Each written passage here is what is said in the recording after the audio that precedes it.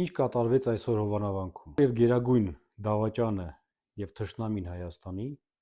երկու ոստիկանական գումարտակի հետ միասին, պետական պահպանության ծառայության հետ միասին եւ իր համահողների հետ միասին եկել էր պղծելու Հովանավանքի եկեղեցին։ Մինչև այդ իրանք պղծել են Ստյոպիկի գլուխը։ Իրանք մտել են իրար հոգին, գտել են ամենացածր ու ամենակեղտոտ տարերը եւ սխմելով այդ տարերին ստիպեցին իրան երես քաշել հայ առաքելական եկեղեցուց։ Ահա եւ ունեն Հուդան եւ փորձում են իր օգնությամբ Հովանավանքի միջոցով ճեղքել հայ առաքելական եկեղեցու միահամուռ շարքերը։ Բերելով ընդամենը քերելով աչից, ձախից, տարբեր գերատեսչություններից, նույնիսկ սեկտանտ նախարարին են բերել,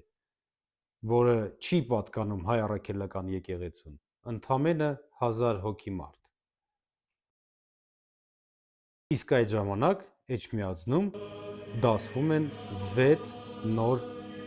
տեր հայր։ 6 մեկի տեղ։ Աստվածը, երբ որ մի դուռը փակվում է, 3, 4, 6 թազա դուռ է բացում։ Եղեք հայ առաքելական եկեղեցու կողքին,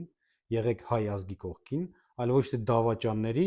եւ այն սրիկաների, ովքեր Շուշի եւ Ղազանչեցոցը հաշվելով